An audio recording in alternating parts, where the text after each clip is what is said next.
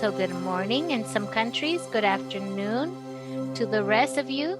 My name is Veronica Villarroel. I am Director of the Center for Research and Improvement of Education.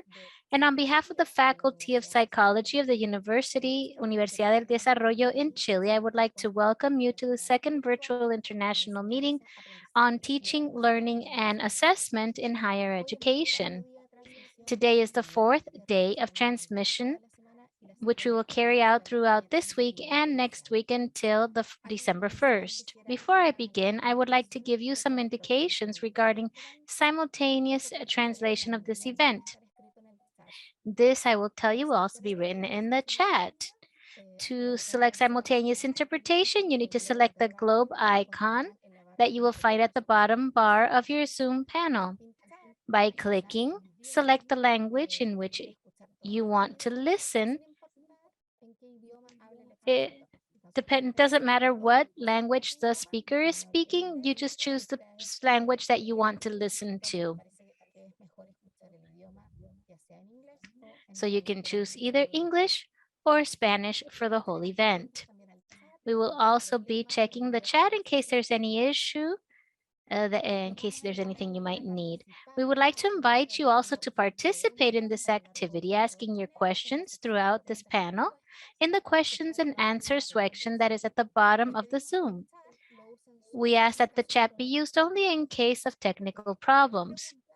Because for questions, we would like for all questions to be made in the questions and answers icon, questions and answers. Because that's where we can watch, that's where it's easier for us to be able to get them and have it for the questions and answer at the end of the panel. This is also being streamed through the channel of the university, uddtv.udd.cl. And during the next few days, we will send the video and the PowerPoint to all the registered participants in our encounters page. We hope that the technology and connections will accompany us today, but we ask for consideration if we have any technical problem during this lecture. Also, we would like to say that after this presentation, we will leave the videos available on our website of the authors, of the panelists who have authorized its publication. We would like to thank those registered guests interested in participating and invite them to always inform themselves in our activities on the website psicologia.udd.cl and in our social networks at psicologia.udd. And now we will present Dr. David W. Johnson, titled Cooperative Learning in Higher Education. Dr. David W. Johnson is professor in education psychology at the University of Minnesota. He's co-director of the Center of Cooperative Learning. He received the 2003 Distinguished Contributions of Applications of Psychology Award to Education and Training from the American Association of Psychologists. He held the Emma M. Birkmeyer Chair in Educational Leadership at the University of Minnesota from 1994 to 1997, and the Libra Endowed Chair for Visiting Professor at the University of Maine in 1996 to 1997. He received his master's and doctorate degrees from Columbia University. He is author of more than 600 research articles and books and chapters. He is author of more than 60 books. He is former editor of the American Educational Research Journal. He has received numerous awards for his outstanding research and teaching from a wide variety of organizations. He is organizational consultant for schools and companies and psychotherapists. Welcome, David. It is an honor to be able to count on you today, and you may begin your presentation. Okay, can everyone see me and can everyone hear me? Te escuchamos y no... Te escuchamos, pero no te estamos viendo en estos momentos. We can hear you, but we cannot see you. You need to turn your camera on. Okay, now you can see me. Yes, now we can.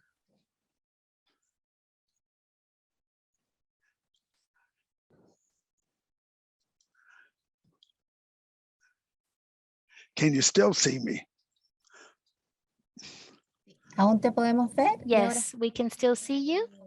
Okay, I So now cannot. we're just waiting for the presentation. All right. Well, I can't see me, which is a little disconcerting, but so keep me informed what I look like. If I suddenly don't look right, tell me, and I'll try to fix it. Well, Woody Allen once said, showing up is 80% of life. You should pat yourself on the back and say, hey, I showed up. But you have a few more responsibilities than just being here. And you should see an overhead now that says 2 responsibilities.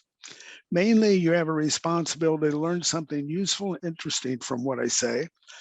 And secondly, you have a responsibility, which is going to be very hard to do since you're all separated, to make sure everyone in the session learns something useful and interesting to them.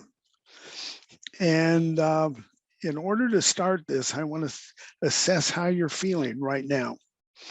And here are a list of 3 alternatives to say, this is how I'm feeling. First one is, I feel much better now that I've given up all hope. The second one is, I've given up my search for the truth, and I'm now looking for a good fantasy. And the third one is, I am not perfect, but parts of me are excellent. Now think to yourself, which one of these am I feeling right now? And hopefully it's the third one, because cooperative learning is not perfect, but many parts of it are really excellent, as we'll see as we go through. And to begin with, I want to say, as a professor, there are 3 ways in which you can structure learning for your students. One is to have them compete to see who's best. Second is to have them work individually on their own, independent from every other student in the class. And the third way is to have them work in cooperative groups. And of the 3, cooperation is by far the most powerful. And you should be seeing a circle diagram right now showing we this. cannot see your slides. I don't know if you have shared your screen.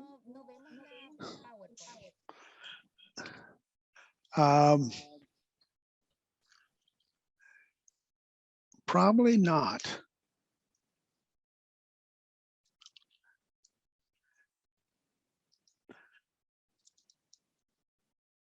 Ahí sí, perfecto. Yes, now we can. Perfect. Too bad. I missed some of the Qué best pena. ones. Me perdí alguna de las. 3 types of learning. And now cooperation compared to competition, individualistic learning. And we'll go through this in more depth in a few minutes. Tends to promote more effort to achieve by more students more of the time. And this working together tends to create positive relationships. Not always, but in the vast majority of cases, students will like each other, get to know each other, become friends, and so forth. And the 2 of those together, working together to achieve positive relationships. Cooperation also increases psychological health. It improves psychological adjustment. It improves social competencies. It teaches social skills. It builds relationships, many of the things essential to the psychological health.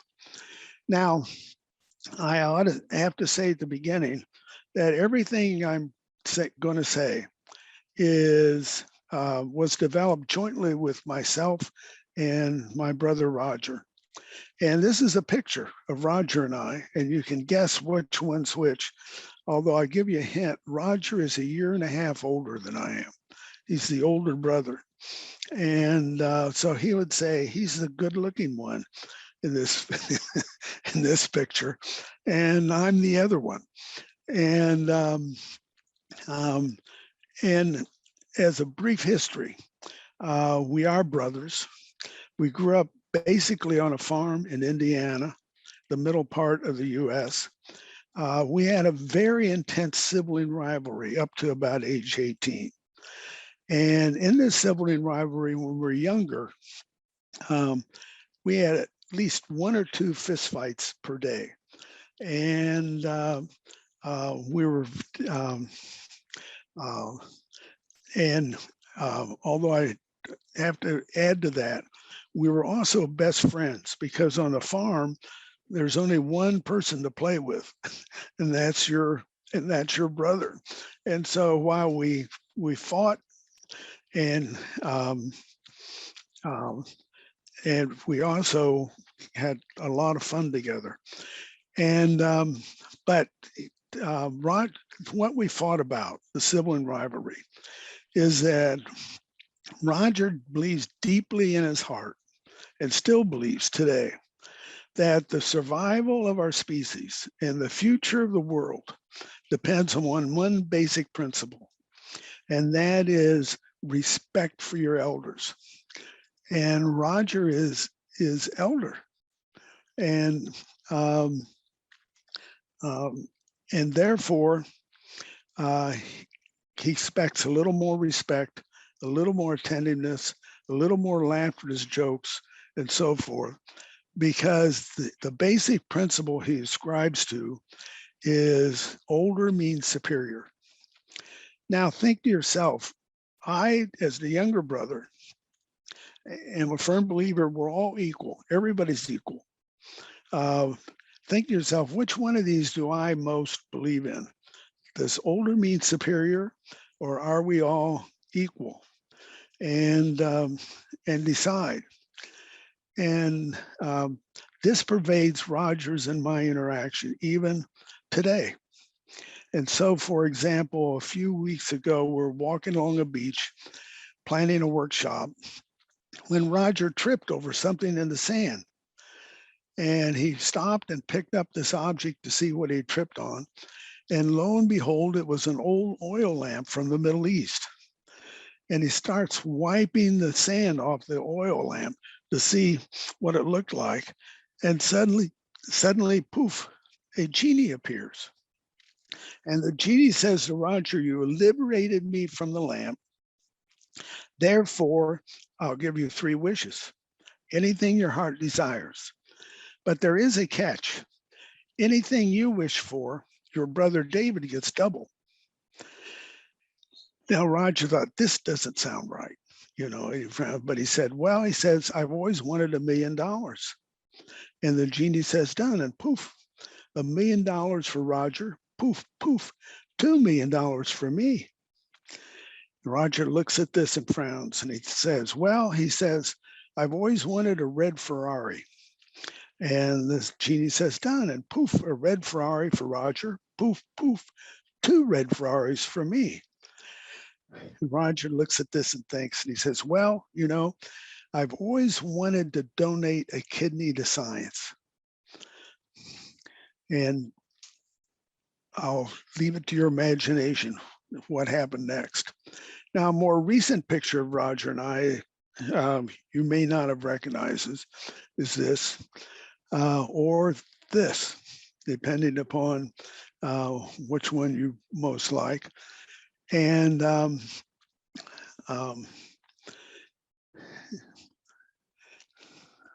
now,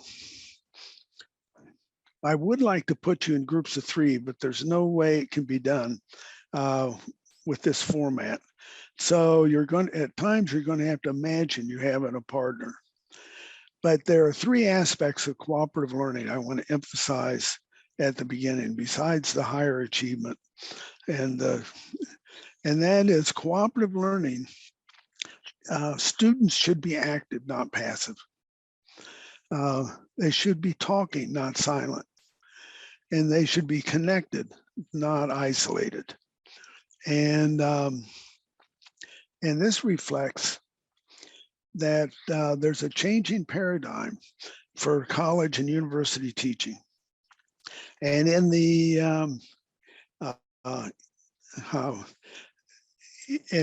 in the old paradigm, it was assumed that students were blank sheets or empty vessels, and the professor had all the knowledge, and the professor would come around and pour the knowledge into students' heads, and then they would move down the assembly line to the next professor, who would then pour knowledge into their heads, and so forth. And at the end, you would have an educated student.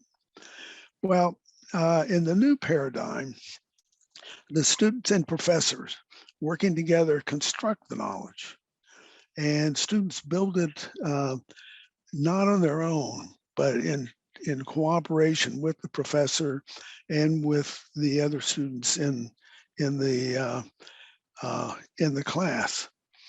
And this again comes back that students become engaged and active, not passive.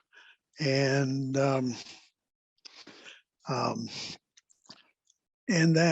the teacher's role, the professor's role, changes from being a presenter of information to a designer of learning experiences, processes, and environments. And part of this redesign is backward design. That is, you identify your desired outcomes from the class. You identify what interaction pattern is required to achieve these outcomes. And then you identify the type of interdependence required to create that interaction pattern. And you have to, at the end, you should say, are all these three things aligned? You know, the goal interdependence, the interaction pattern, and the desired outcomes. And that brings us to another aspect of cooperative learning, and that is that it's theory-based. And the theory that our work is based upon is social interdependence theory, which goes from Kurt Lewin to Morton Deutsch to Roger and I to you. And so if you ever meet a member of this class, this seminar, you should congratulate them. Say, you are the great-grand student of Kurt Lewin. And that is a great honor, which I hope all of you will. If you don't know about Kurt Lewin's work, you should look him up and feel appreciative that you're a descendant of his, intellectual descendant. Now,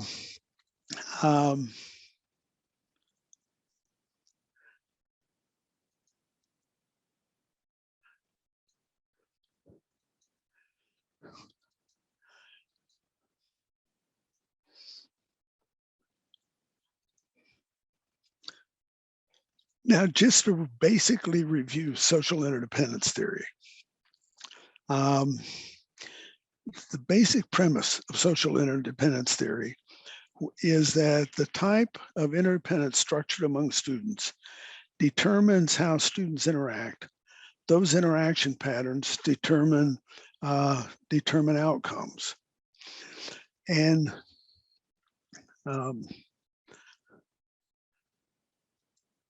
I suddenly wonder if I should make this much bigger. And there are three choices from a way the teacher can structure learning outcomes. One is to have students compete with each other.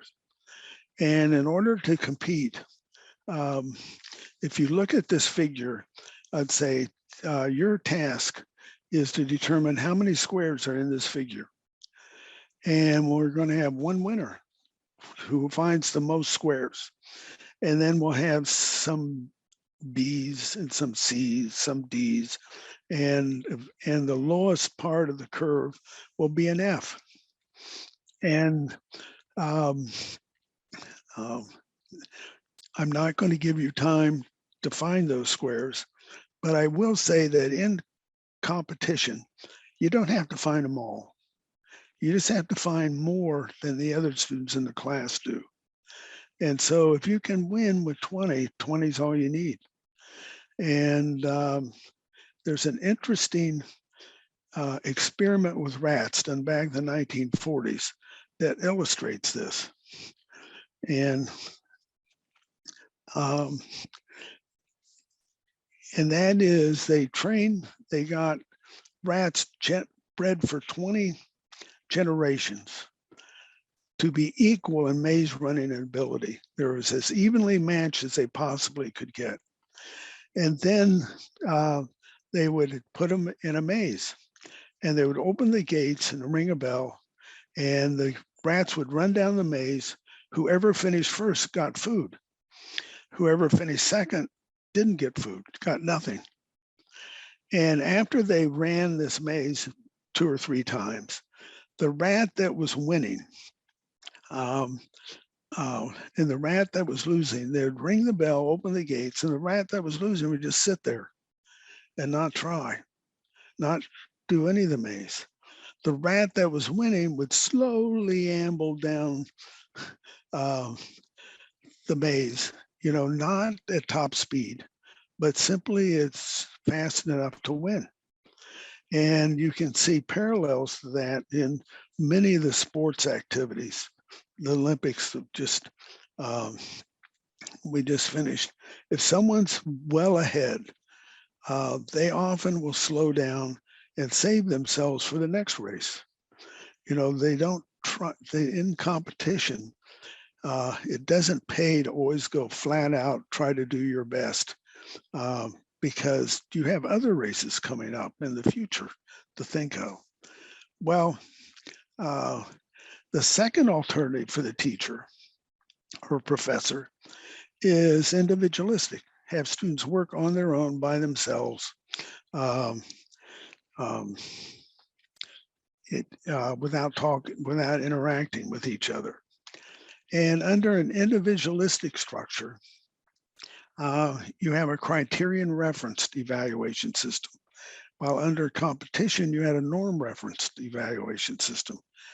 And under the criterion reference, you say, find 90% of these triangles. And anybody who finds 90% gets an A. And you all can get A's.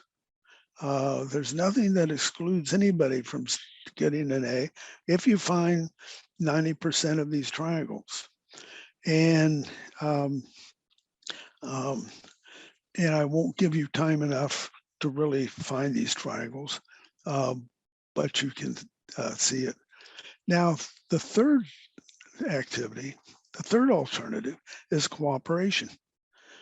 And you divide students into small groups, and we recommend 2, 3, or 4. We think 4 is getting very large for a cooperative group. And because you want to make sure everyone participates in the group. And then you tell them one answer from the group, everyone has to agree. Everyone has to be able to point out each one of these triangles. And you use a criterion referenced evaluation system, which is if you find 90% of the triangles, you get an A, and so forth. But also you add, this is intergroup cooperation, not intergroup competition. And if you need help, ask the group next to you, and they'll be glad to help you. Now, one of the interesting things about cooperation that Roger loves to emphasize is it doesn't matter if you find all the triangles in the figure. What matters is, do you have a strategy to deal with this type of problem? And so often we follow up this with saying, in your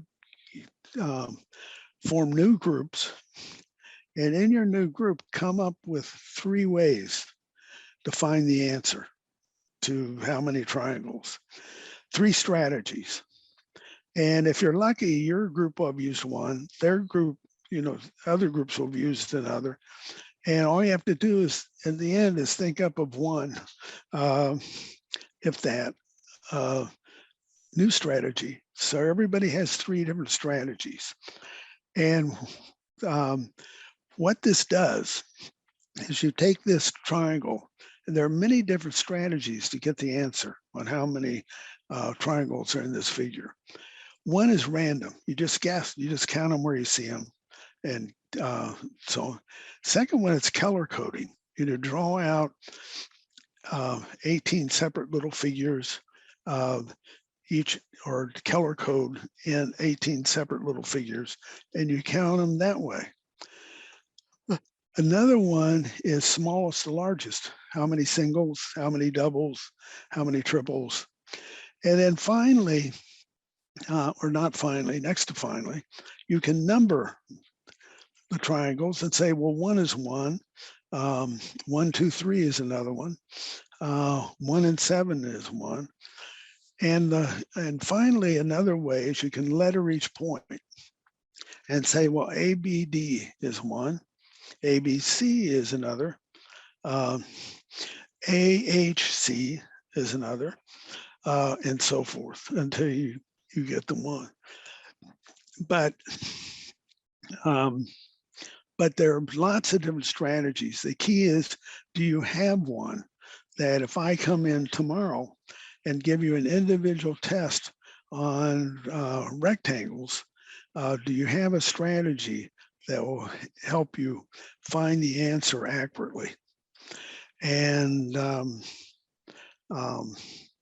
now, one of the proponents of cooperative learning in the 1980s in North America is a math professor at University of California, Berkeley, named Alan Schoenfeld.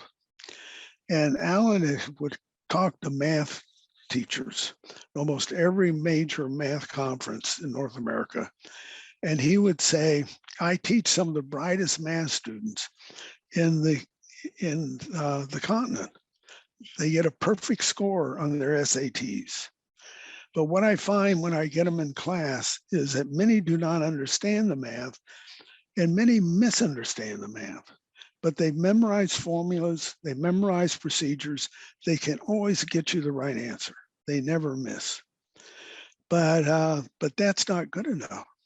They need to understand the math. And so he said, what you do is you put them in small groups, say 3 students, and you give them a set of problems, and you walk around and you listen in. And he said, what the groups give you is a window into students' minds. And, or to say this another way, he said, homework assignments handed in and correct answers on a test are very poor samples of what students understand. The only way you can tell what students understand is listen to them explain it to someone else. And so you create the conditions under which the professor can listen in on the students' minds. Or in Alan Schoenfeld's terminology, you make covert cognitive processes overt, so you can examine them. And then he says, one of the big dangers in math of finding the right answer and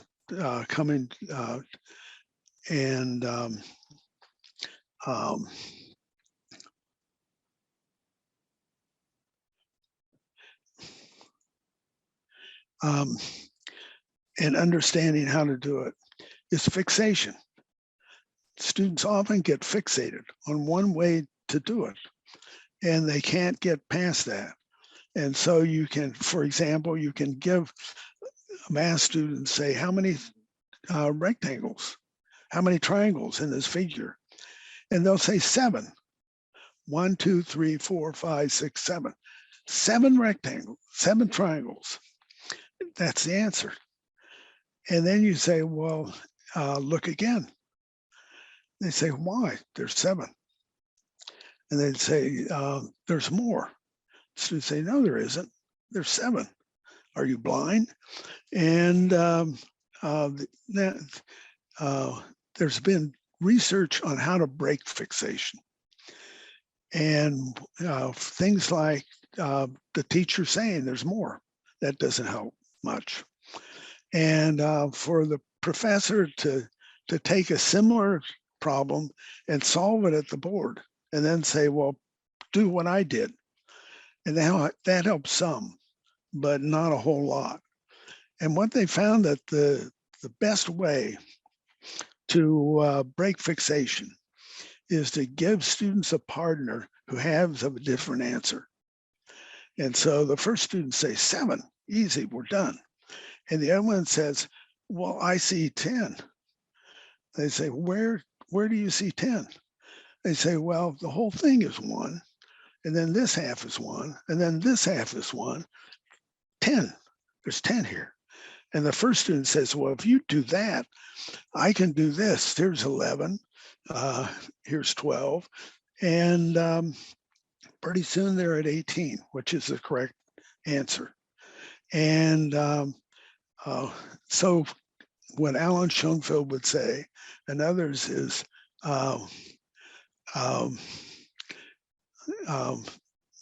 put students into cooperative learning groups. And that's their best chance of understanding the math, even if they get you the right answer in their homework previously. And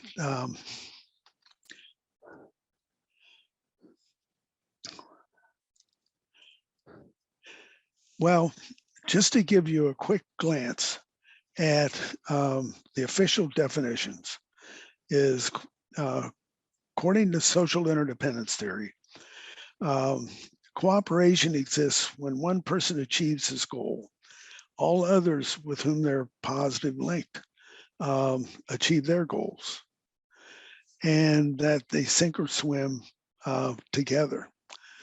Now, that means the interaction. And this cartoon is one of my favorites. And in the United States and Canada, a question parents ask of their kids almost every day is, what did you learn in school today? And what this kid says is, they didn't give us time to learn anything. We had to listen to the teacher all day long. And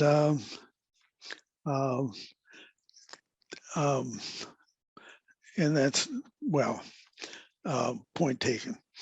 Now, the question is, what makes cooperation work? And there are 5 basic elements that I'm going to describe that a professor needs to structure into lessons. And a way to introduce this is through this group performance curve. And the vertical axis is performance level. The horizontal axis is type of group. And if you have 4 students, a high achiever, 2 medium achievers, 1 low achiever, 4 students in a group, and you can put them in a group and say, work, and say, let's see who can find the most triangles. And what this tends to be is competition at close quarters, or a pseudo group.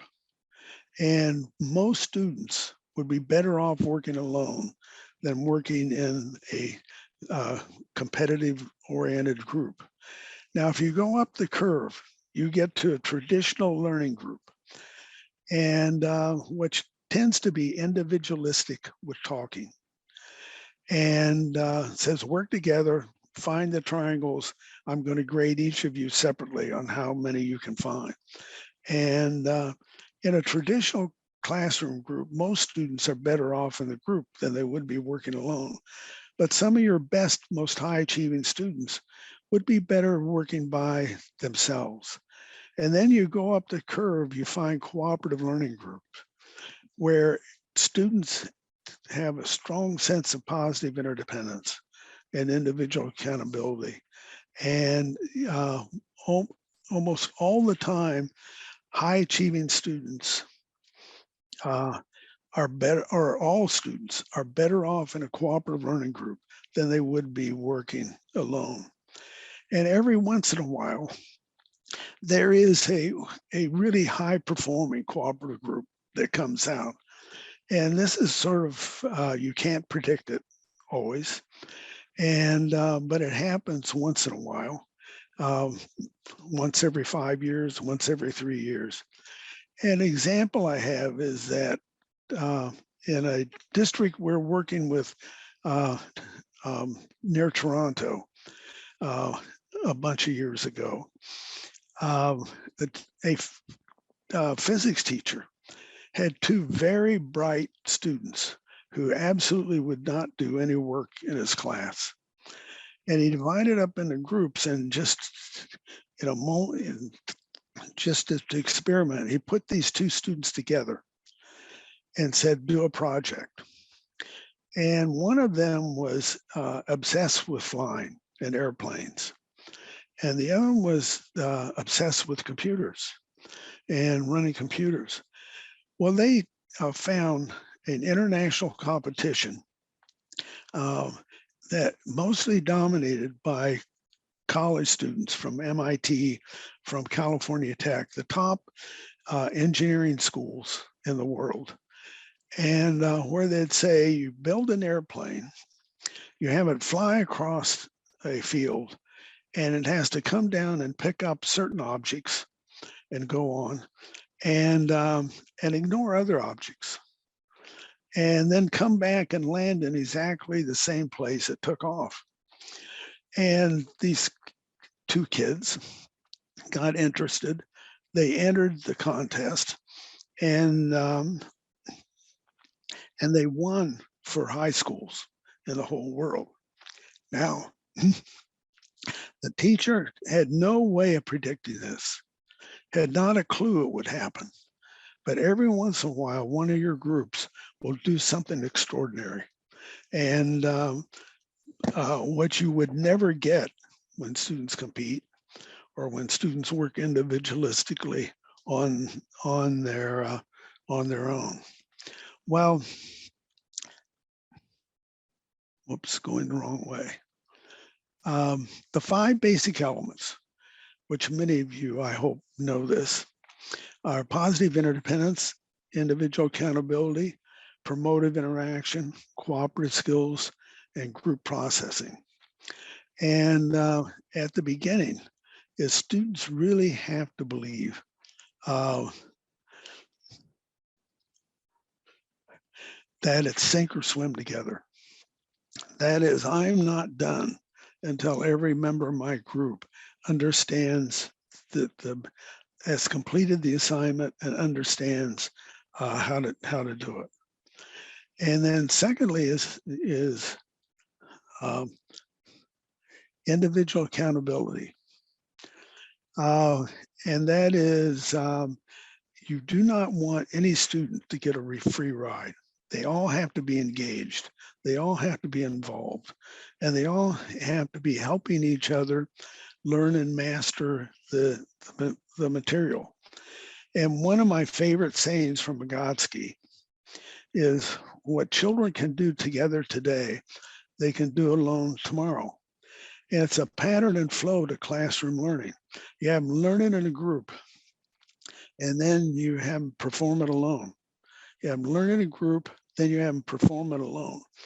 And what the theory claims, and your experience will show, is that the more students learn in a group, the better able they are to do it by themselves in the future.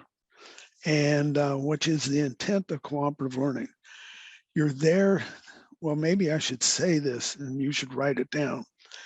The purpose of a cooperative learning group is to make each member a stronger individual in his or her own right.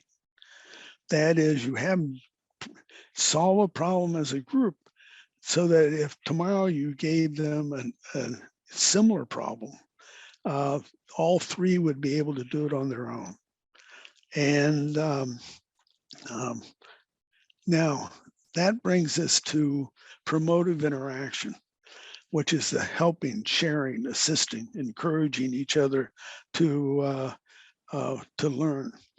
And one of the things that comes out of this is what cognitive psychologists discovered in the 80s, but good teachers have known since the caves. It's that whoever explains learns. And if you pass a classroom and you see a professor lecturing and students quietly taking notes at their desk, I know who's learning in that classroom. The professor's learning a lot. The teachers or the students, not so much. But if you pass another classroom and students are in pairs or triads or groups of 4, working away, explaining to each other what they're doing, and the professor's very quietly moving from group to group, observing, say, well, I know who's learning in that classroom. It's the students. It's whoever explains learns. And now the next one is cooperative skills. And that is working. Lots of students are not very good at working in a group. They don't have the social skills needed. And those social skills include leadership, communication, trust building, decision-making, conflict management. So as a professor, you teach these skills as they work together in their group. Or if you're very lucky, your students will have gone to a high school where students worked in cooperative groups and the teacher taught them these skills. And so they can work together effectively. But I can't emphasize the importance of focusing on these skills and teaching them. And that is, again, as many of you know, back in the 90s, a survey was conducted that found that the #1 reason people were fired from their jobs, adults were fired from their jobs or not hired in the first place, was lack of social skills. It wasn't lack of knowing how to build a bridge, or knowing engineering content. It was a lack of ability to work with the social skills needed to work effectively as part of a team. And in the early 2000s, another survey was conducted, said the #1 reason people quit their jobs was poor social skills by their boss. If their boss had really poor social skills, people tended to quit. And if you want your students to have success in jobs, get promoted, earn lots of money, it's the more socially skilled they are, the more able to work together as part of a team, the more successful they'll be, tend to be in life. And then finally, there's group processing, which is periodically the groups need to stop and say, well, how are we doing? And how can we work together more effectively? And out of that comes a lot of support and encouragement from each other, which is essential for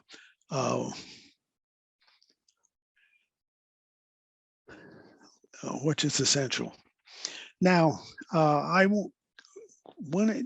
the other thing I wanted to emphasize, which I'm not sure how much time I have left, so I'll move it through fast, is one of the things that makes cooperative learning unique. Estamos un poco en el tiempo. Yo diría que en unos 3 minutos. 3 more minutes, I would say. How many? 3 more minutes. 3? 3, right. All right. One of the things that makes cooperative learning unique is one is based upon theory. In my case, social interdependence theory, although other people use other theories. And it really doesn't matter what theory, as long as it's theory-based. Second is there's been a ton of research on cooperative learning. And If you go back to the history, the oldest area of research in American social psychology on cooperative learning or on social interdependence theory, maybe I should say the Western world, is Turner in England published a study in 1889. Trippett in the US published a study in 1898. Mayer in Germany published a study in 1903, although much of the research was done well before that. And Ringelmann in France published a study in 1913, although again, he had done research years in advance to that. And what you find is this is the oldest research tradition in American social psychology, probably European social psychology, probably in the world in social psychology. And in 1989, we published a book with a series of meta-analysis in it to get an overview of this research. And at that point, we found 550 experimental studies and over 100 correlational studies to be included in this analysis. We now have over 1,200 studies and these studies were done in many different countries by many, many different researchers in different decades with different tasks and so on. And they, which gives this research a generalizability that almost no other aspect of psychology or of education has. And you get, as I said, you get multiple outcomes. You get, and these outcomes are interrelated. The more students work, harder they work to achieve, the more positive their relationships tend to become. The more positive relationships tend to become, the more their social competencies and psychological adjustment tends to be.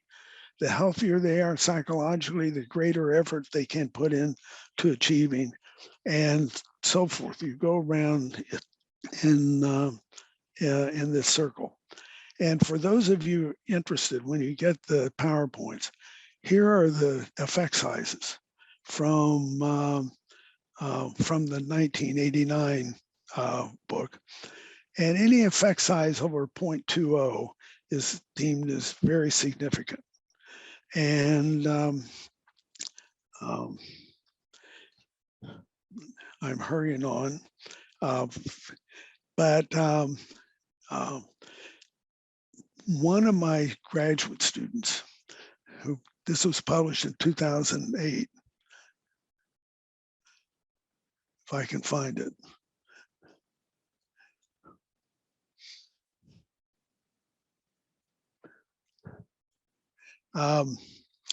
Did a study looking at the relationship between peer relationships and achievement for early adolescence. And what Carrie Rosseth found is that the more friends students have in groups in the class, the higher their achievement tends to be. And they get far more friends in cooperative classrooms than they do in competitive or individualistic. And this effect is so strong. It explains 33% of the variance in achievement. This effect is so strong, we'd say to you, if you want to raise an achievement of a student, give them a friend. And if they have a friend in class, their achievement will go up. And then another graduate student of mine did a study in late elementary school on bullying, harm-intended aggression, and found that the more cooperative the classroom, the less bullying tended to occur. The more competitive the classroom, the more the bullying, as you would suspect. And then finally, each of these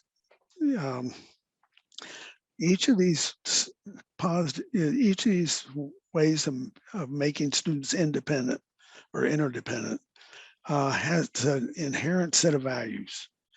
And a competitive classroom tends to teach that winners are valued and losers are not.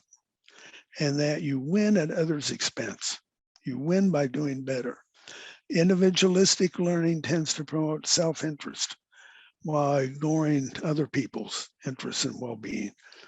And cooperative experiences tend to promote that you're concerned about other people's achievement as well as your own, and that you're concerned with the common good of the classroom. And my final statement is that running a cooperative classroom is a gift you give to all your students.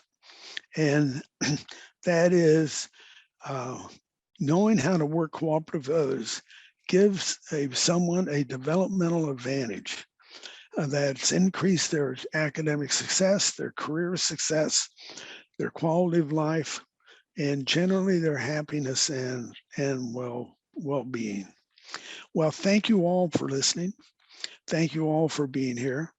You would make Woody Allen proud. You showed up and you paid attention. And that's it for me.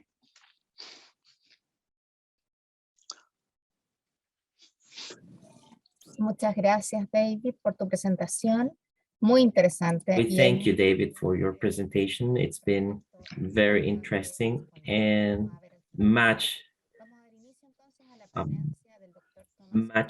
we can learn very much from you. Let me introduce Dr. Thomas Cochran, who will talk to us about developing online education. He's an associate professor of the Center for Higher Education Studies of the University of Melbourne. In 2011, he was awarded as an Accolade Fellow. His research interests include mobile learning, 2.0 web, practice communities, and the technology-enhanced learning scholarship. His thesis was titled Mobilizing Learning, Transforming Pedagogy by Using the Mobile Web 2.0. He has managed and implemented over 50 projects regarding mobile learning with a focus on smartphones, Android, iOS, and iPad. He has published over 58 articles, 36 book chapters, and over 150 acts. He has gotten awards for the best article at Accolade 2009, ALTC 2011, ALTC 2012, and IEEE TAIL 2018. Thank you very much, Thomas, and we welcome you for joining us today.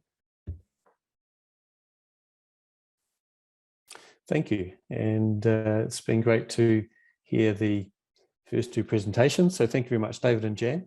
Really enjoyed listening to your presentations, and obviously there's a lot of overlap between all three, which is fantastic. So my presentation is called Designing Authentic Online Collaboration, and this is a QR code, which is a link to my notes, that if you have a mobile device with you, you can scan that QR code, and then you can follow along or bookmark these notes on your mobile device. If you've got multiple devices, then you can multitask and flick between my notes and my presentation. There's also a short link, and I'll put that short link into the chat. This is obviously the English version of my notes. It's using Evernote, but you don't need Evernote to view these notes. Any web browser will view these notes for you. So a little bit about myself. Here's some links. I'm at the University of Melbourne in the Centre for the Study of Higher Education. I'm on Twitter. So my Twitter username is Tom Cochran, which is just a shortened version of my name. So if you are a Twitter user, then feel free to follow me, tweet me, etc. It'd be great to catch up with you using Twitter. And a bit of an introduction to myself. I am from New Zealand, even though at the moment I'm in Melbourne and teaching in Melbourne. And in New Zealand, we locate ourselves according to features of the land. It's our Maori protocol. Pepeha is your personal introduction. So my mountain is Mongafuri or Mount William. My river is the Waikato River. The waka or the canoe that brought my ancestors to New Zealand was actually a sailing ship from Scotland. So my ancestry, my iwi is Scottish, and on my mother's side is actually Danish. Our house is in Tuakau, which is south of Auckland, and my name is Thomas Cochran. So that's a very brief summary of myself and where I'm from. So this actual presentation is based upon a guide that I put together last year around how to put into practice authentic collaboration, but the key being how to go about doing that online, how to translate some of these things that we probably know how to do face-to-face really well in an online environment, because of course we all know that COVID happened. It was a very quick switch to online learning for lots of people, and face-to-face was basically impossible for quite a long time, and for some people still is. So my task was to come up with some principles and some practical hints and tips on how to design authentic online collaboration. And a lot of the principles that you've heard already from our first two presenters are very much key to that. And what I've got is some examples of how to translate those a bit into the online format. There's a lot of overlap with another presentation I've done in the past as well, called Hybrid Teaching Strategies. So why would we design for online collaboration or group work? Well, I think our first two presenters have gone over a whole bunch of reasons, which I'm just reinforcing with my presentation. One of the key things is that it's a core graduate capability. And it's what employers really want, as David finished up by saying, people who can work in teams have much better outcomes. They're much better employees. They're much better global citizens. And if you can build that capability into being collaborative globally, which we can now, of course, with the internet, then they're going to be much more contributing to international society as such. And also to enhance online engagement, because in the quick switch to online from COVID, what was dramatically obvious straight away is that the teacher-directed lecture does not translate very well to high engagement online. Students will tend to just switch off. So as David was suggesting and emphasizing and showcasing, that we need to build an interaction. And that's part of one of the themes from Eric Mazur, if you've come across his work, that even in the face-to-face environment, student engagement, student learning increases exponentially as soon as we add any form of interaction into the learning environment. So just a couple of examples of online collaboration, and a couple of fun ones to start with. So this is from 2009. And I've already preloaded this just to make sure that if the internet's going slow. This is Iggy Pop, and his brief was to pull together a group of 8 people from New Zealand to create a collaborative song of a version of one of his songs. And the idea was to really showcase the capability of Orcon broadband, which at the time was relatively new. Would you have any objection to performing a take in your underwear? It's beautiful to watch. You're having a good time. He didn't have the socks in the audition. Socks are good. Okay, I'm ready, man. I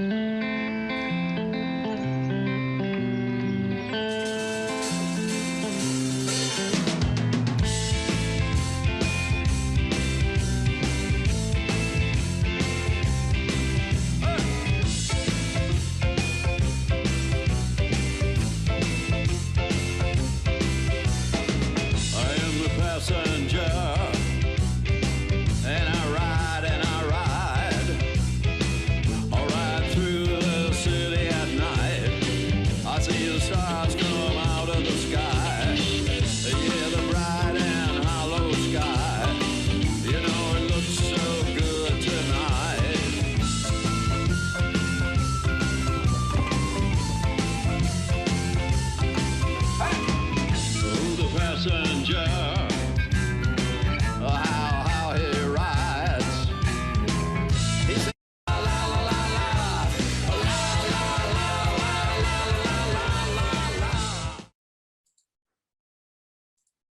Hey, Sam, would you have any objection to performing a So just a fun example of online collaboration in from 2009.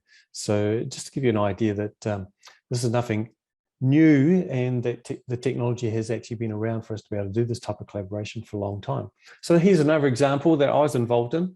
It was a collaboration between 4 or 5 different university groups, one from New Zealand, or actually 2 from New Zealand, one from Colombia, and obviously they predominantly spoke Spanish, and the Salford University in the UK. And the task was for these students to create a collaborative video and share that video via a hashtag. So this is what we came up with, which is called a Viclone Megmix.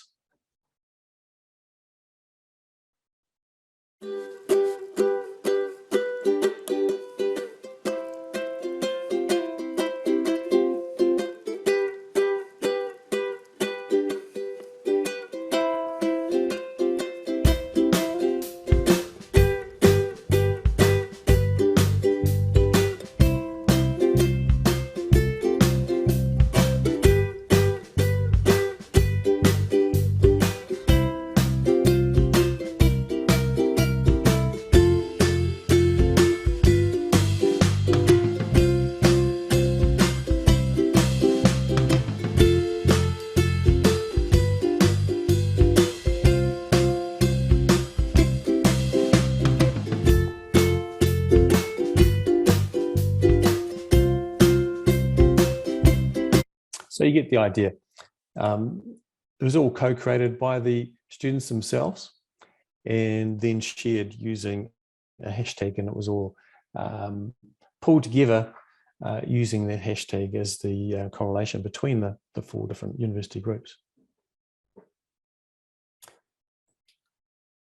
So what we're really looking at is, why would we, I suppose, look at collaborative learning to start with, and of course David and Jan has given us a lot of reasons for that, but effectively we're really wanting to build students' capabilities, get beyond competency to being able to deal with the unknown.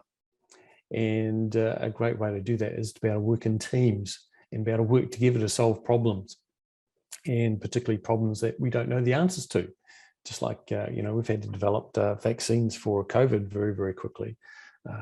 So working in teams to be able to get those types of solutions to problems. By way of example, just to give you an idea of what's the impact of getting students to work collaboratively and work in groups and interact. This is quite an old screenshot from around 2004 of the main components that were used in 40 different online courses. So this is, as I said, quite old, but the principles remain the same. So the color coding here in this graph, the blue are various tools that were used within the courses. The green is where their groups set up in the courses. The yellow is the use of discussion boards for interaction and collaboration. The blue, which you can see there's very, very little of anywhere, were specific collaboration tools that were used. And then the red or the burgundy is how much of the course was based around content and content delivery.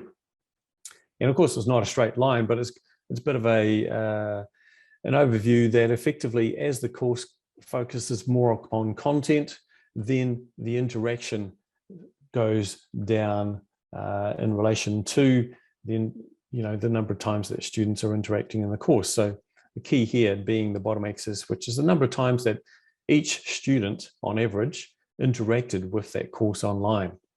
So in this first course, which was primarily focused around discussion forums and getting students to collaborate, we can see every student on average interacted with that course online almost 1,000 times over the course of that semester. We go down to the other end, you can see it's quite significantly less interaction from students on average. And as we went beyond that, there was over 1,000 online courses at that time in this institution. This was the top 40. Once we got beyond this, it started to get pretty sad as far as the interaction went.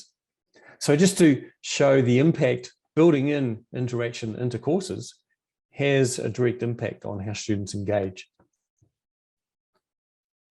So what are some of the theories? And I know David talked about one of the keys to designing collaboration is basing it upon learning theory.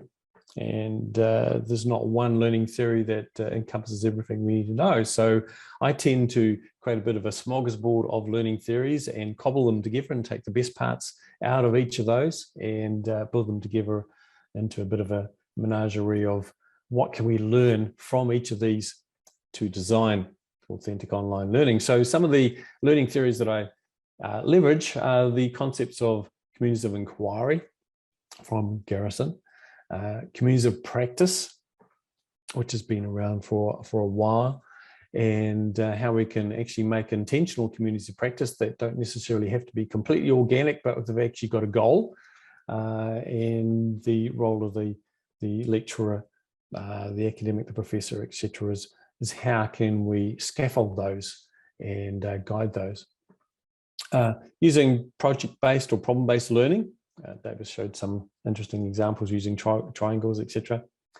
Focusing on what I would call ontological pedagogies, going beyond just knowledge distribution to becoming. What is it? What's the goal? What are we after?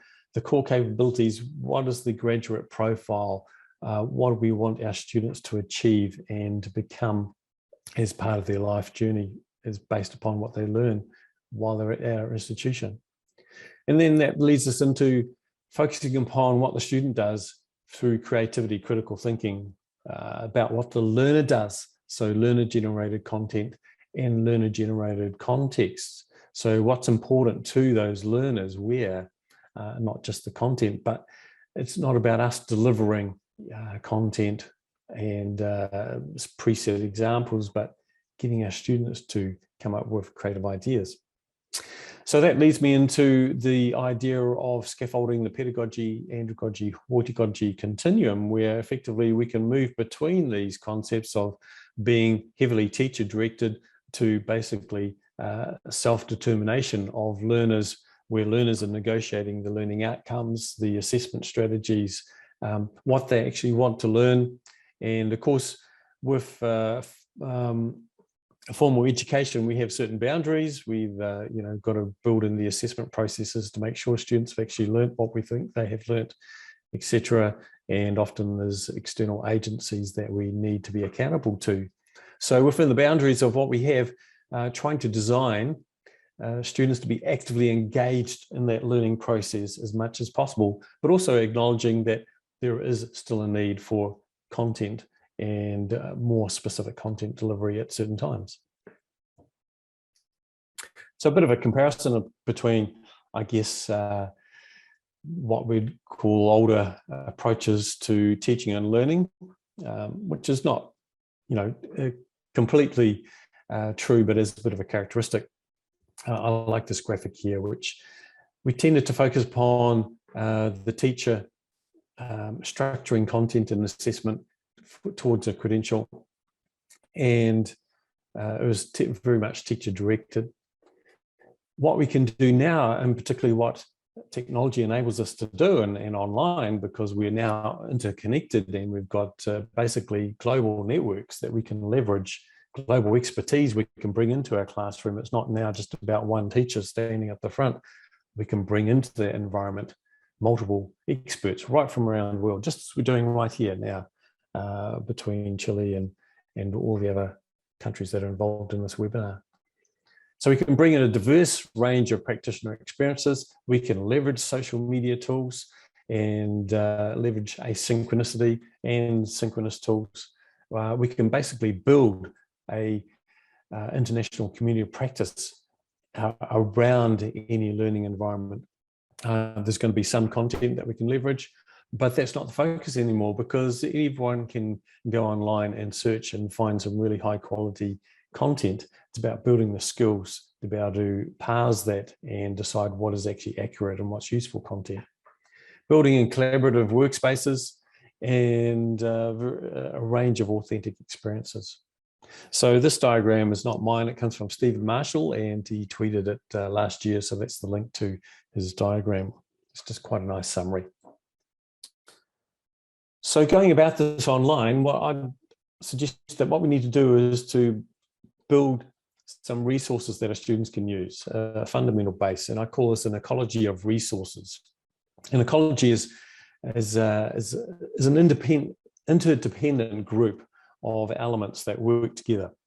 So ecologies only survive when the various elements work together. If there's a overall predator, or we introduce an apex predator into a system that didn't exist before, then the ecology quickly gets destroyed. And we've seen that in New Zealand, for example, where in Australia, where I currently am, the possum is a protected animal because it's a native element, but it was introduced into New Zealand, and because there's no apex predator that keeps the possums under control in New Zealand, it has run rampant. It's destroyed trees and forests. It's destroyed native bird life, and has destroyed quite a lot of that ecology. And so in New Zealand, we hunt them down and try to eliminate them. Whereas in Australia, in its native environment, it's actually a protected species. So it's destroyed that by being introduced into the wrong ecology, it's destroyed that ecology. So this concept of a learner-centric ecology of resources, how can we empower our learners? And I guess I'm getting to how do we do this online in a moment, but coming from these three core concepts, what's the core graduate capabilities that we after, that we want to achieve? How can we enable these through certain activities and tools and platforms? And how can the teacher and the technology facilitate these types of learning communities? So just an example of what this might look like, and this is for one particular context, and you can see it is a little bit old. This is from 2018, and you can tell that because Google Plus communities no longer exist. That's been retired by Google, as they tend to do by a lot of their beta technologies. They're either in constant beta forever, or they get tired of them and retire them.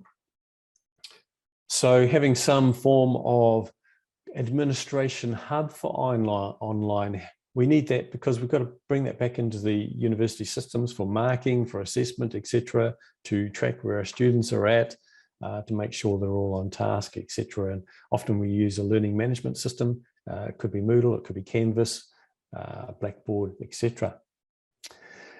And then to enable our students, one way to bridge that individual and collaborative processes that Jan was talking about, a core tool to do that online is focus on student e-portfolios that really make, as David was saying, the covert cognitive processes of individual students, in this case, overt, because you can see their thinking process if they are required to keep a learning journal and project-based journal using an e-portfolio. So by introducing collaborative group work, but also having individual student e-portfolios, we can see who was actually on task, who actually did the work, and it does that line up with their collaborative peer assessment later on. Then the technology being an enabler, and most of the projects that I work with, we focus on BYOD, which is short for bring your own device. So basically the devices that our students own, focusing on those. And these days, it's one of the core tools that our students own is a smartphone. So obviously that leads into my research, but effectively all our students will own a smartphone. It's their core social connection. Increasingly in third world countries, it's the primary tool that people use to interact with content and be connected. And then the second tool tends to be a laptop. And then perhaps the third tool might be a tablet of some sort. So in this case, we're looking at music creation. This is the music creation course and the ecology of resources we designed for that. So some of the tools that we looked at, in particular around iPads, was using the iPad Pro, using GarageBand because it comes on those devices for free, and various other software that runs on the iPad. And that was authentic because you have a multi-touch interface which replicates exactly how you would go about doing that in real life on a physical instrument or physical mixing desk, etc. So those are some of the elements. I don't want to take too long on those, but some of the key elements are communication, building and communication. How are you going to do that online? I'd like to suggest that Twitter is a really good one. Of course, the default to email, although students don't tend to get excited about email. Various online webinar and video tools. So Google Hangouts was popular at this point. Of course, Zoom has become the default go-to for online video now, although we can get a lot of Zoom fatigue. So matching out and using different tools can help. How do we build in collaboration, community, project management, etc., and share students' work, individual work collaboratively using cloud-based tools, and give them the opportunity to be able to share and publish their content. So trying to build these into what we're designing for online explicitly. Some ways might be to develop learning contracts with our students. So it builds in that aspect of student negotiation and what do we expect from them, making that explicit. What are the rules for this community, and particularly what are the rules for online that we're expecting? So, you know, no flaming each other on Twitter, etc. Being constructive in their comments on discussion forums, etc. And by building in e-portfolios, one of the core aspects of an e-portfolio is that all the content is timestamped. So it becomes an evidence trail of individual contribution and their own design thinking process as they're building that into a collaborative project. So I've got a few examples here, and you can see these are relatively old, so from 2012, 2013, and 2016. The reason for including those is to show you that this is not something new. This is not something that's just happened since COVID. That online collaboration and creating online learning environments has been around for quite a long time. It's just that perhaps the majority of academics have not engaged with that because we haven't had to, and now suddenly we do. So just some examples, a bit of a blast from the past from me. This is an interesting one. I'll just quickly have a look at this. We had a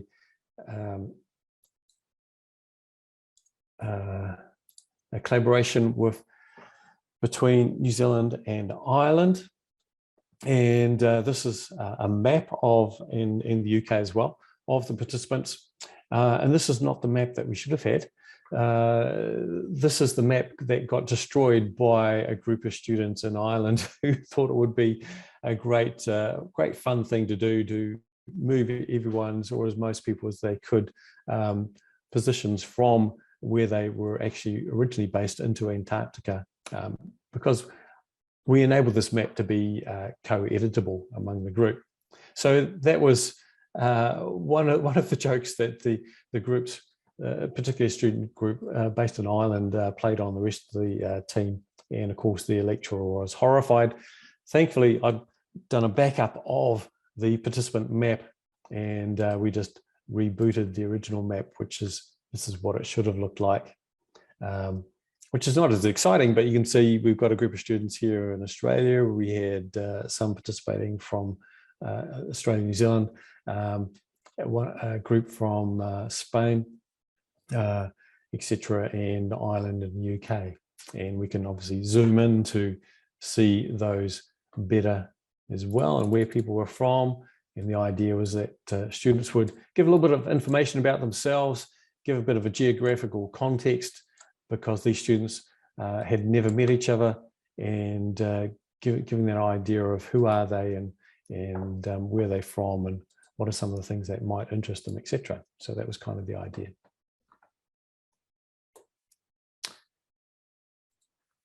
Another project, I'll just have a look at this very quickly, from 2013, give you an idea of perhaps a collaborative portfolio, online portfolio.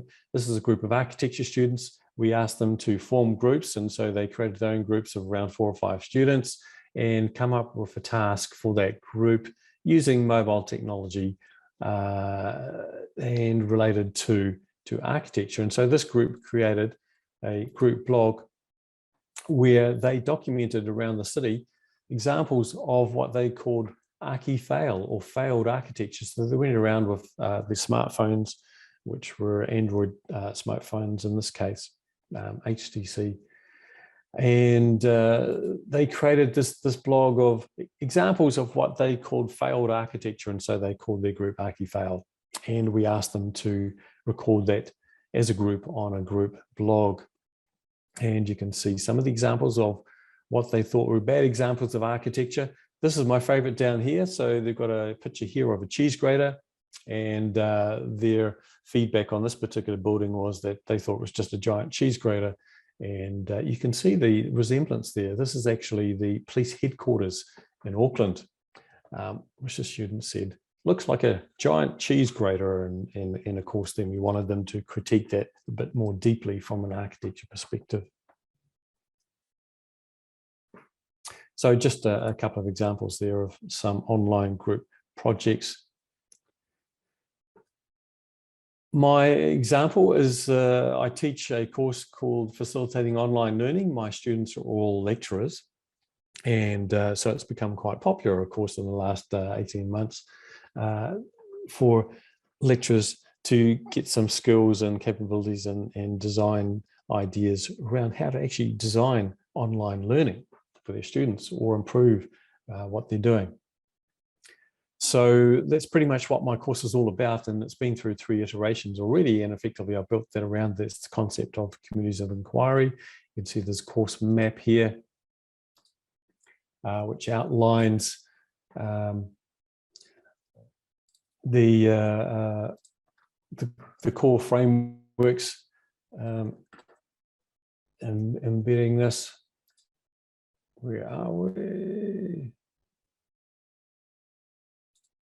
It hasn't downloaded. Too many things open, and it hasn't downloaded that one. I'll come back to that later. You can download that yourself and have a look at the map. Let's see. There we go. Find it.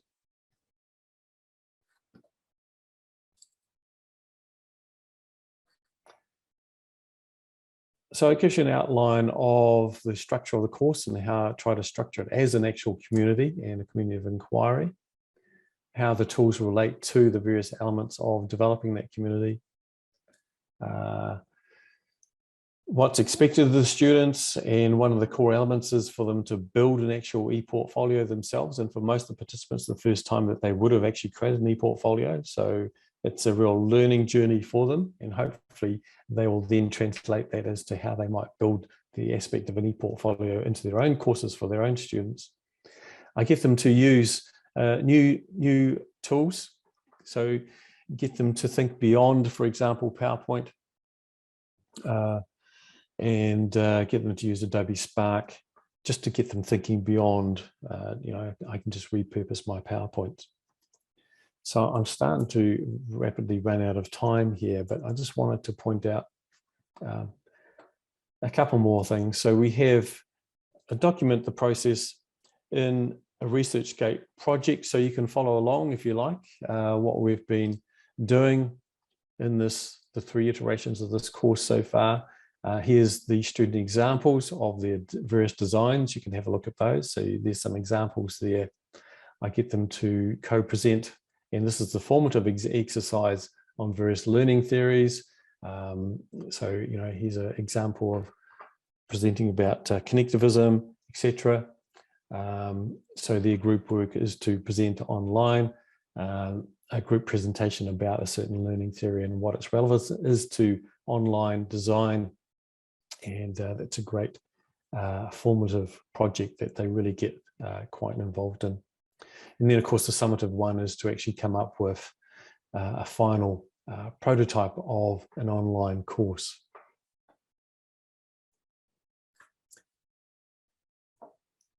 So just one example before I rapidly run out of time, and then I'll just quickly summarize some of the key elements. You can go over these notes at your leisure later. An example of a group design of a course, and I encourage my students who are lecturers to collaborate on their course designs. Because for them, most of them, in most academics, it's been traditionally a solo pursuit where they, one person does the entire course design and then delivers it. For them to work in groups is a bit of a foreign concept for them.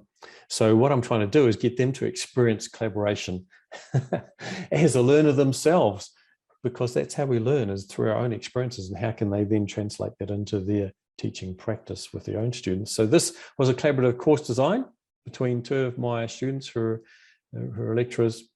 And if we just quickly have a look at this, what they've done is they've actually designed a course, and this presentation is using Adobe Spark, which actually merges the concepts between two different disciplines, engineering and ethics, involved in psychology, etc. And they've come up with a completely new course, which is called Engineering Smart Devices, and looking at the ethics of these smart devices and what the ethical implications of those are.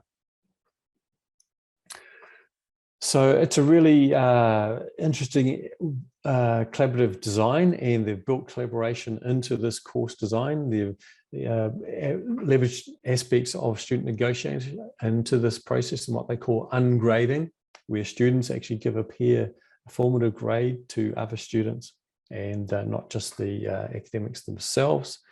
They have a collaborative critique, and they look at the cultural aspects. So just an example of an online collaborative course design, and you can see how they've broken it down into various activities, and then the core assessments are collaborative assessment activities. And I just encourage you to have a look at that as a really nice example of collaborative course design. So it's a bit of in a way, a meta-analysis, because it's a course on facilitating on learning of how to go about doing this, using underpinned by a collaborative inquiry process, resulting in a collaborative design of a collaborative course. So quite meta, I suppose. So some of the core principles that I like to end up as a summary is, how do we go about designing for authentic online learning? Well, these are some core principles that I would suggest. And I don't want to take too much more time because we are running out of time, but you can have a look at these for yourselves. So focusing on team projects is certainly a key element of that, and making those real, making them real world, not just a theoretical exercise, but how can these student projects actually have an impact in the real world? Make them transdisciplinary. See if you can get involvement across different disciplines to make them really rich, because that's how teamwork works in the real world. We're not all just in one context. We bring together experts from various domains to make collaborative projects work. And that will involve industry and professions and local and cultural groups, etc. Build in negotiation of learning outcomes, set realistic timelines, because students, this is probably a new process for them. They're learning how to work in teams perhaps for the first time. Make sure you build in communication and collaboration technologies to enable this. That's a bit of a no-brainer really, but you need to think about that.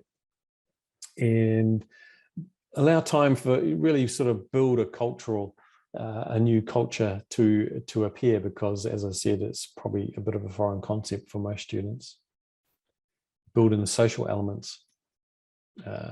You can possibly assign team roles if you like, or get students to assign their own roles within teams.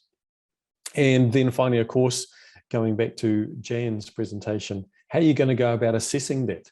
You need to make that explicit and make it clear to your students how it's going to be assessed, what elements are going to be assessed collaboratively, what are going to be assessed individually, etc., etc.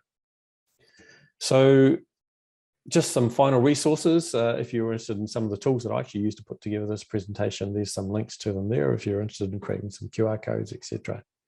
If you want to follow along with some of the stuff that I do, I run a CMOOC each year, which will be running in February again next year, and just some resources. references. So there we go. I've rushed through my presentation. Hopefully it's generated some questions as we move forward. So I shall leave it there for the moment. Thank you.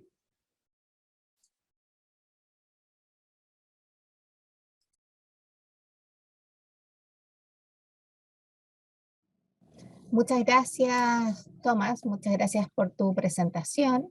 Y ahora Thank le you voy a very much, Thomas, for your presentation. Let me ask the three of you, Thomas, David, and Jan Willem, to turn your cameras on so that we can start the Q&A session.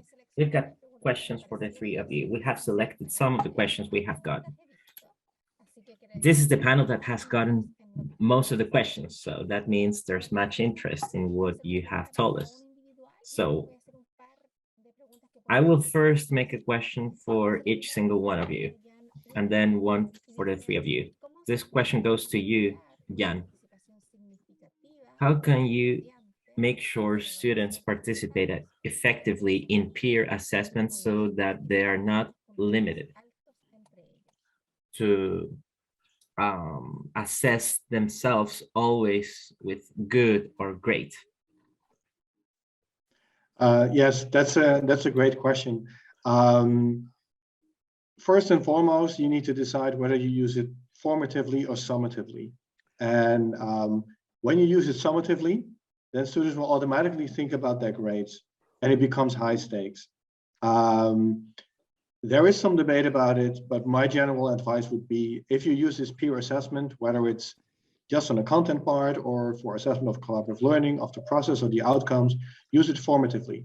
And then it gets very close to what David would call this group processing. And so that there is constant monitoring and reflection. And then you can also use the peer assessment and the outcomes as a tool for the students to discuss and reflect on their process. And then you actually take the high stakes away, and students can actually also proactively use it.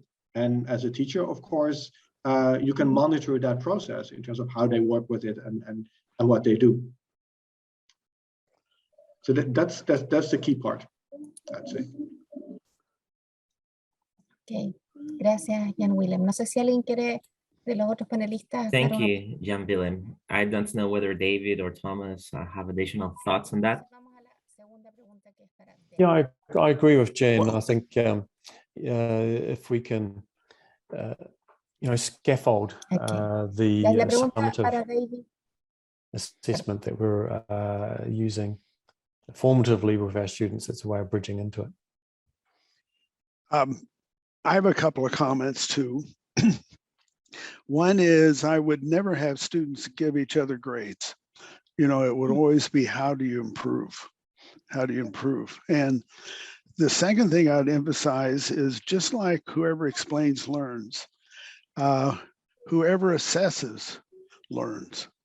And so if you get students looking at each other's, say, essays, saying, do you have good topic sentences, for each paragraph, they learn more about how to make a good topic sentence by assessing other students' work than they do getting feedback about their own. And so the assessment becomes an essential part of the learning situation. The more they assess, the more they'll integrate what's being taught into their own efforts.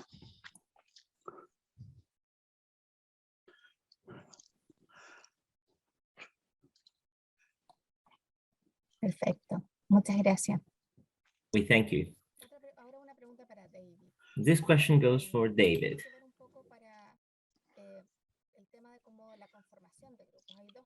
Now, what about forming groups?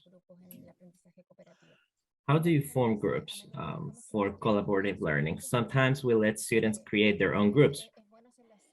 Is it good to do it that way or not? And there's another question for you, David. Sometimes students do not want to work with classmates they don't know very well, or classmates randomly selected. How do we cope with this in the classroom? how do we make it easy for them to be willing to work with classmates they don't necessarily talk to? Well, So what's your advice on creating groups for collaborative purposes? yes. Number one, the more heterogeneous the groups, the better. So if you have students from different ethnic backgrounds, different cultural backgrounds, who speak different languages, you want the best mixer you can get of all those different capabilities and resources. And we almost never would let students pick their own groups because they tend to pick their friends or people they're comfortable with or people they're like. But but there is an issue that if you randomly assign groups, which is what we would advise, who they end up with, they know is random. It wasn't purposeful. That is, there's some research back in the 70s that said when school integration was emphasized, if the teacher forms groups, and it turns out a black female, black male, white female, white male, all are in the same group, the students will look at that and say, we know what the teacher's trying to do, and they'll resist. And the impact of cooperative learning is lessened. If you do it randomly in front of everyone, and somebody comes up and says, I really don't want to work with a student from that background, what we taught our teachers to do is to say, well, it's fate. It's the will of God. You know, it was random. You can't, and don't mess with fate, because we all know what happens to people who mess with fate. And then saying, don't worry, in 2 weeks we'll sign new groups, you know, and they'll be gone. But we tend to do it randomly. We avoid letting them choose their own groups. We try to maximize heterogeneity. And there is some sneaky teacher, professor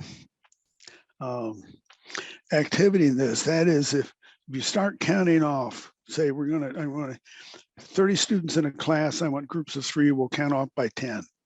And then you'll be with whoever. If you start counting off, you realize that 2 students who really hate each other may end up in the same group, and it'll be a disaster. Then you just vary your counting a little, you know, so that they don't end up in the same group, but it isn't apparent to students that you engineered it. But anyway, that's the first part of the question. I've forgotten the second part. You had a second question?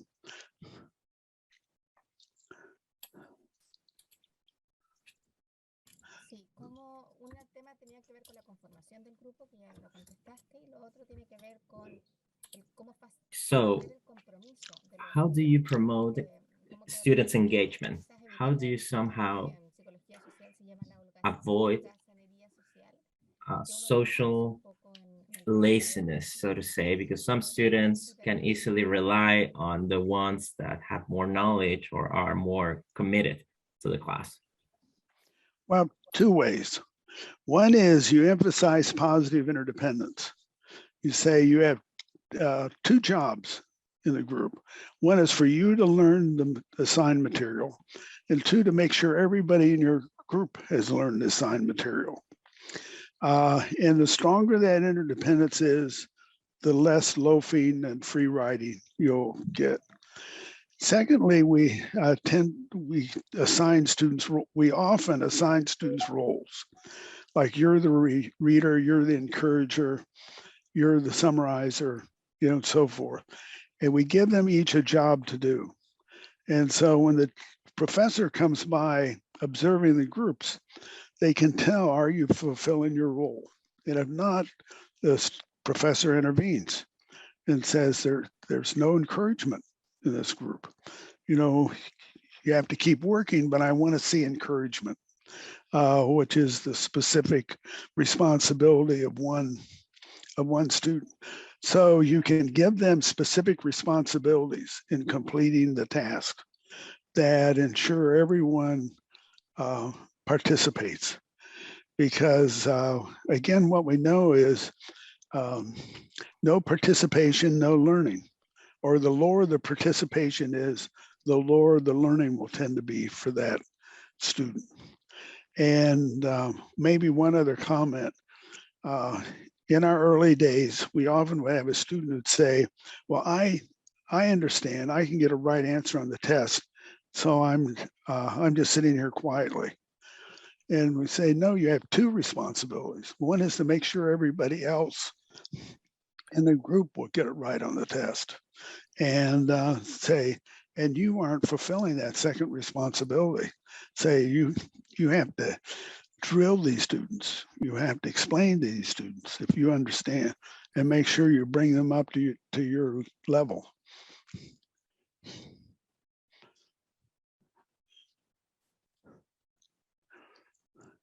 Bien, muchas gracias por la respuesta y ahora tengo una pregunta para Thomas. Dice, Thank you for that answer. Thomas, this question goes to you. How do you conceptualize what's authentic in your fieldwork? And what resistance and collaboration have you found by your colleagues in regard to your approach? So authentic, I guess, is very much based upon the context. So it's what is what's a key outcome or a problem within a specific context. So you know, if it's in architecture education, it could be something around how do we make cities sustainable through you know, good architecture, etc. Perhaps going and working with an actual architecture firm, bringing on board experts, and in a lot of ways it also enables students to almost have a bit of a you know, an experience where they become part of that community, and so it bridges them into the actual, hopefully, employment later on. Resistance from my students, as I've said, my students are all academics themselves, they're all lecturers. So yes, for a lot of them, their experience has been individual, and it has been about their conception of their role in the teaching and learning process. And so, you know, a lot of the time, what I'm trying to get them to think about is what is their role conceptually in the classroom. And get them to rethink they're not necessarily the most important person in that lecture room. It's actually the students, and it should be about what the students are doing and what the student actually does and what the student learns, not about what you deliver or, you know, your lecture slides, etc. So yes, there is a fair amount of kickback, and particularly in the early weeks of my course, I do challenge a lot of assumptions. And so a lot of the comments that come back on the student portfolios and discussion channels can be quite negative. And for example, I challenge them from a practical point of view. I won't let them use PowerPoint for their presentations, because I want them to think about the role of technology, not just to use the technology that they're comfortable with, they've always used, but why do they use a presentation tool? And so I challenge them by saying, you know, I don't want you to use PowerPoint, use a different presentation tool that's more collaborative. And you know, often I'll get comments such as, but I know how to use it, and I use it really, really well. And then my question is, well, from whose perspective have you asked your students if you're a really good PowerPoint user or not? Or are they all just asleep? So yes, there is changing that culture. It takes time, and it's just the same as with students. You need to build that culture and build that safety net of them being comfortable with change and exploring new things.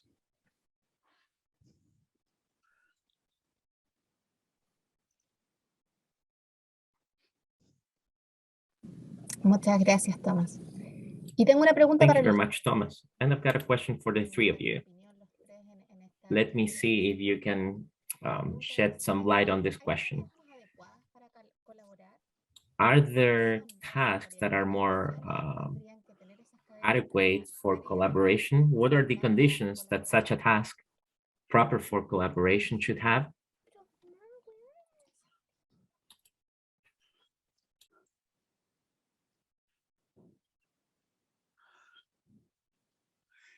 Well, I'll go first because the other two are presenters that have better answers than mine. But we tell teachers any task can be done cooperatively. But where cooperation really shines is the more difficult and conceptual the task is, and the more important it is that students retain the information over time. That's where cooperation really shines. But no matter what the task is, you can always use pairs. You can always use triads. And one example is pair reading tends to be far more effective than individual reading. So if you have students working in a reading pair and say both of you silently read the paragraph, then one of you turns and explains what the paragraph is saying, and the other one listens and checks for accuracy and adds anything that's left out. Then you reverse roles, go to the second paragraph. The comprehension and retention of the material tends to go way up from the pair reading than from the individual reading. And yet it's a fairly simple task, but cooperation tends to add more depth to it. I'll pass the baton to the other two presenters. Yeah, I would say that you could say in principle any task, but David already added, well, it needs to be sufficiently complex. And so in the review of Dahi and colleagues of 2016, we also talk about there needs to be this collaborative premise. So the task needs to be a task that genuinely needs cooperation, collaboration. If it is a task that can really quickly be solved by an individual, that will not provoke the kind of interaction that we would want to see. More in terms of task types, and you think about closed task types or open task types, it's more an open task type. So a task that would require discussion, would require problem solving or a project, or that students are required to be creative, right? And that there is not one obvious solution or a few obvious solutions that can be quickly solved. So as long as the task provokes this kind of collaboration and the interaction that you strive for, then I would say it's a good task.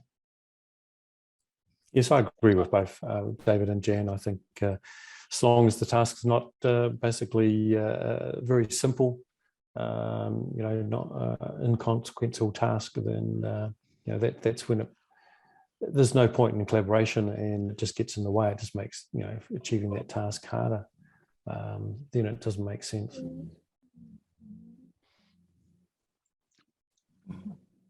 Ok, muchas gracias. Y tengo la última pregunta. Ya es la última. Good, and I've got this very last question for the three of you. It's related to how to assess students within a group model, which is collaborative and cooperative. Can you please provide us with concrete examples for collaborative assessment?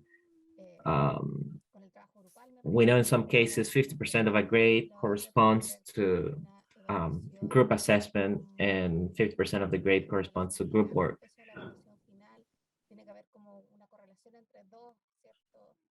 Sometimes there are correlations. Other professors assess 50% of the work, and 50% of the 50% of the work is assessed by the students themselves. Susan Bloxham came to Chile some years ago. She talked to us about large groups assessment, and she had some strategies which are not very pleasant for students. For instance, group work has a percentage of a group grade, and then there's another percentage for individual grades. And in fact, the lowest individual grade was to be shared. And of course, students don't like that because some students can have an A and others can have a C.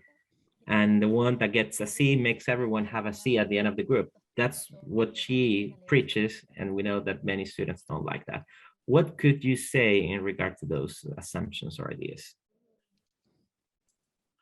Well, I'll jump in first because I have to head off to another meeting. But my case is a little bit different because my students are mature students, they're mature academics. And so, we need to, give them some credit. So I try to keep it simple as far as the element of the group work goes, and I build into the assessment process a small element of basically a contribution statement where each of the students has to give an explicit statement of what their contribution was to the group work. And that's pretty much all I do. And then it's all the individuals get the same mark for the group. But having said that, because I get them to create e-portfolios, I can see who's contributed, and they can see who's contributed as well. It's open, it's public to the entire group. So that's one way of moderating it. Sorry, I have to go. Thank you very much. I've really enjoyed it, and nice to meet you, David. Yes, and Jan. yes, very good to meet you. Hope we'll meet face to face someday. Thank you, Thomas. Have a nice day. Muchas gracias, Tomás.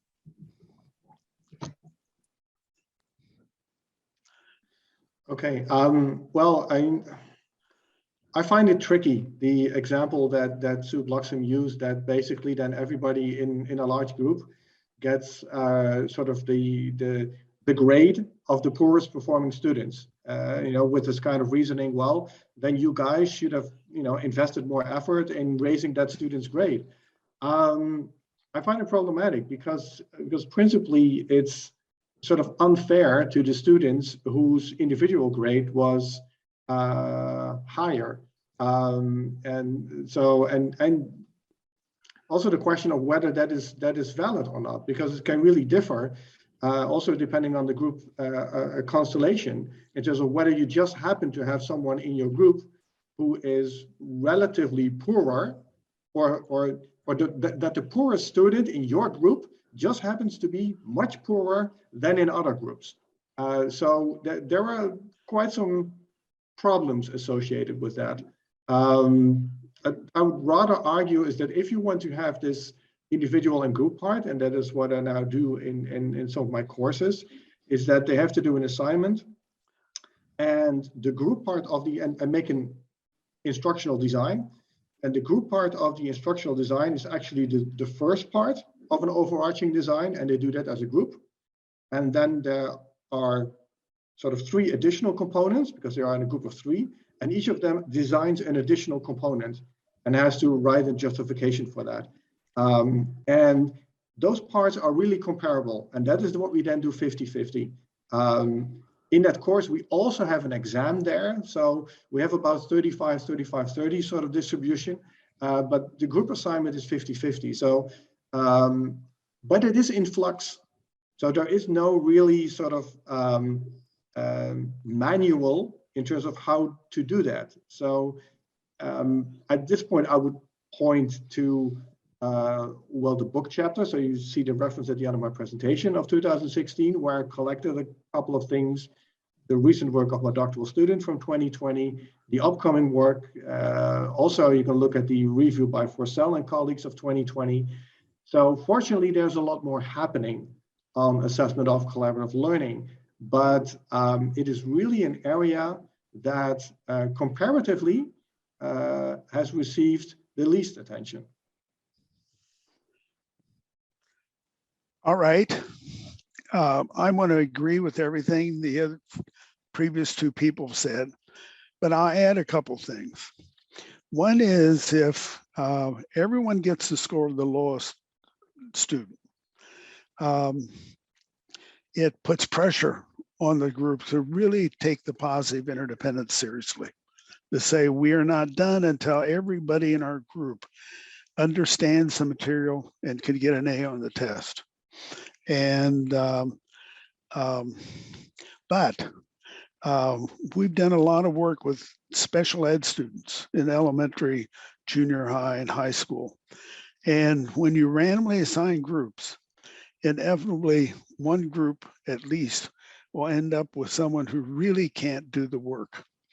And what we tend to say to them privately, but often at the end of the class, so that pressure isn't taken off, said, we know you've done your best to help Roger learn. And it's tough. And so I will figure your grades without Roger included. But don't tell anybody because we don't want the next group who gets Roger to give up on him. You know, we want them to do their best to try to get him to learn. But if it's too tough, then we'll figure the grades privately. We'll figure the grades without it. We have a motto which goes with this: no one should be penalized by being in a group, in a cooperative group. You know, you want to, as a teacher, you want to make sure that nobody is penalized by being in a cooperative group. And but you also want them to do their best in helping each other learn. So it's a tightrope between the two.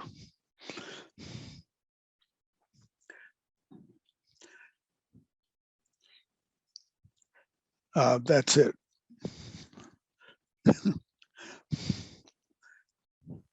Bien, quiero agradecerles a los dos. I would like to thank David, Jen Wilhelm, and Thomas, who has just left us. We thank you very deeply for having participated at this panel. This panel has been extremely interesting with many questions, and I believe all of us have learned very much from you. So let me thank you once again. This is how we come to an end for our international panel. I would like to thank you, our participants. Thank you for having stayed until the very end. Tomorrow we will have our 5th panel on authentic assessment in higher education. We will be meeting at 4 p.m. Chilean time, same time as today. So we hope to see you tomorrow. Thank you very much, and we hope to see you tomorrow. Jan Wilhelm, good to meet you. Hope we meet again soon. Yeah, it was great. So great session.